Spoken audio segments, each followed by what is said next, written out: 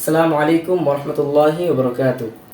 প্রিয় দর্শকবৃন্দ, আমি হাফেজ মোহাম্মদ মোস্তারিন আলবাক্কা টিমের পক্ষ থেকে সবাইকে জানাচ্ছি আন্তরিক শুভেচ্ছা ও অভিনন্দন। তো পূর্ববর্তী ভিডিওর ন্যায় আজকেও নতুন একটা টপিকস নিয়ে আপনাদের সামনে হাজির হয়েছি আমি। দেখুন, আজকের বিষয় হচ্ছে যে ডু ডাজ ডিডের ব্যবহার। ডু ডাজ ডিডের ব্যবহার। তো এই ক্ষেত্রে আমাদের অনেক সময় কনফিউজ থাকি যে ডু কখন বসবে, ডাজ কখন বসবে, ডিড কখন বসবে। যে এই ক্ষেত্রে দেখেন, একটা সেন্টেন্স আপনি লেখার পরে এই সেন্টেন্সটাকে যদি নেগেটিভ করেন, এই সেন্টেন্সটাকে যদি ইন্টারগেটিভ করেন, যদি এই সেন্টেন্স যদি অক্সিলারি ভার্ব না থাকে, যেমন এই সেন্টেন্সের ভিতরে কিন্তু অক্সিলারি ভার্ব আছে, অক্সিলারি ভার্ব নাই, কিন্তু নোটা একটা কি মেন ভার্ব, নোটা একটা মেন ভার্ব, কিন্তু এখানে কোনো অক্সিলারি ভার্ব নাই।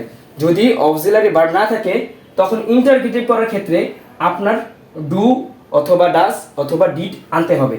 এখন কখন ডু আনবেন, কখন ডাজ আনবেন, কখন ডিড আনবেন, দেখুন এই বাক্যটা কি, এই বাক্যটা হলো অ্যাসার্টিভ সেন্টেন্স। ঠিক আছে, অ্যাসার্টিভ সেন্টেন্সের ক্ষেত্রে যখন আপনার এই ক্ষেত্রে যে আপনার এই জায়গায় কি নাই, কোনো অক্সিলারি ভার্ব নাই, এখন আপনার অক্সিলারি ভার্ব নিতে হলে আপনার কি করতে হবে, যে এই জায়গায় ডু বসাতে হবে, নাহলে ডাজ, নাহলে ডিড বসাতে হবে।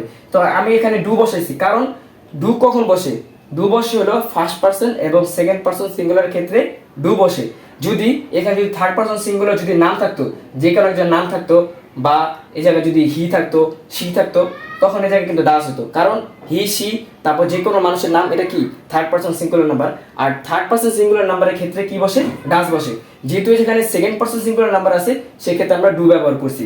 এখন কথা হচ্ছে যে অনেক সময় আপনার একটা বাক্য দেওয়া থাকতে পারে, পুরো একটা ফুল সেন্টেন্স দেওয়া থাকতে পারে, এই সেন্টেন্সের ক্ষেত্রে আপনাকে বলবে যে এখানে নেগেটিভ কোড। যদি আপনার অক্সিলারি ভার্ব থাকে, ঠিক আছে, যে অক্সিলারি ভার্ব যদি থাকে, তাহলে অক্সিলারি ভার্বের সাথে নট যুক্ত করলে আপনার নেগেটিভ হয়ে যাবে। কিন্তু যদি এখানে অক্সিলারি ভার্ব যদি না থাকে, যেমন এই বাক্যটা কিন্তু অক্সিলারি ভার্ব আছে, দেখুন এটা কিন্তু মেন ভার্ব, এটা একটা মেন ভার্ব, এখানে কিন্তু কোনো অক্সিলারি ভার্ব নাই, সেই ক্ষেত্রে আপনার কি করতে হবে, যে তখনও ডু আনতে হবে। অক্সিলারি ভার্বটাই ধার করে হলো ডু দিয়ে, ডু দিয়ে অক্সিলারি ভার্বটা ধার করে, ঠিক আছে, এই ডুটা আনতে হবে, এই ডু এর সাথে নট যুক্ত করে নেগেটিভ হয়ে যাবে। ঠিক আছে, কারণ আমি জায়গায় ডাস দিই কি কেন দিয়ে, কারণ ইউটা কি second person singular number, second person singular নাম্বারের ক্ষেত্রে ডু বসে নাকি ডাস বসে। সেকেন্ড পারসন সিঙ্গুলার নাম্বারের ক্ষেত্রে আমি আগে বলেছি যে ডু বসে, আর যদি ডু বসার পরে একটা নট যদি নেগেটিভ করে, তাহলে নট যুক্ত করে দিলে এর নেগেটিভ হয়ে যাবে। আশা করি সবাই বুঝতে পারছেন যে এই ক্ষেত্রে ডিডের ক্ষেত্রে একই কথা। দেখেন ডিডের ক্ষেত্রে একটুখানি পার্থক্য আছে। দেখেন এই যে ইউ নিউ, তুমি জেনেছি, এটা কোন টেন্সে আছে, এটা পাস্ট ইনডিফিনিট টেন্সে আছে। এখন আপনার যদি এই টেন্স থেকে যদি আপনি ইন্টারগেটিভ করেন, তাহলে কি নিতে হবে, কারণ পাস্ট ইনডিফিনিটের ক্ষেত্রে আপনার ডিড আনতে হবে। যেমন এই জায়গায় কোন টেন্স, এটা টেন্স হলো present indefinite tense. Present indefinite টেন্সের ক্ষেত্রে আপনার ডু আনছেন, কিন্তু পাস্ট ইনডিফিনিট ক্ষেত্রে আপনার ডিড আনতে হবে। ঠিক আছে, ডিডটা হলো পাস্ট ক্ষেত্রে, পাস্টের ক্ষেত্রে ডিড ব্যবহার হয়, আর ডু ব্যবহার হয় প্রেজেন্টের ক্ষেত্রে। তো আমরা এখানে কি দেওয়া আছে, নিউ দেওয়া আছে। নিউ মানে কি, এটার বি2 আছে, বি2 দেওয়া মানে ভার্বের বি2 দেওয়া আছে, মানে পাস্ট ফর্মে আছে। পাস্ট ফর্মে যদি থাকে তাহলে ডিড আনতে হবে, কি আনতে হবে, ডিড আনতে হবে। এই জন্য আমি ডিড আনছি, আর বাকি যা আছে তাই।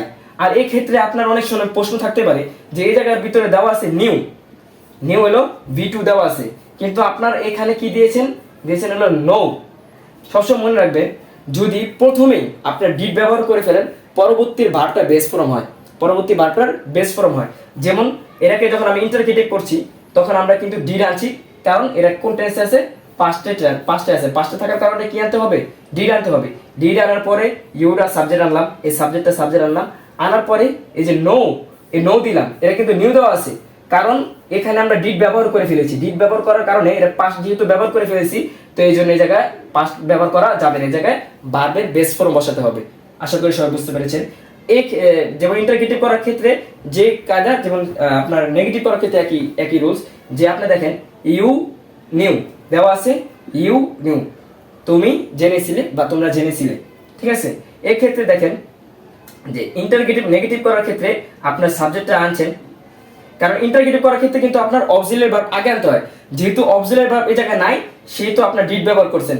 কিন্তু নেগেটিভ করার সময় অক্সিলারি ভার্ব কিন্তু আগে আনা লাগে না, অক্সিলারি ভার্ব মাঝখানে থাকে।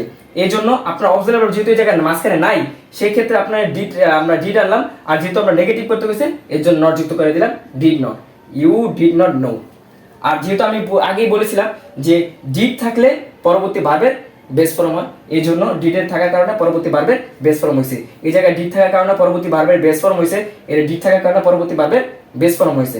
আশা করি সবাই এই টপিকটা বুঝতে পেরেছেন। যে এই যে আপনার অনেক সময় দেখা যায় কি অনেক বড় বাক্য দিবে, দেখবেন একটা সেন্টেন্সের ভিতরে অনেক বড় বাক্য থাকে, এই জায়গা থেকে শুরু করে যদি এ পর্যন্ত বাক্য থাকে, আপনার দেখতে হবে এই বাক্যের ভিতরে অক্সিলারি ভার্ব আছে নাকি।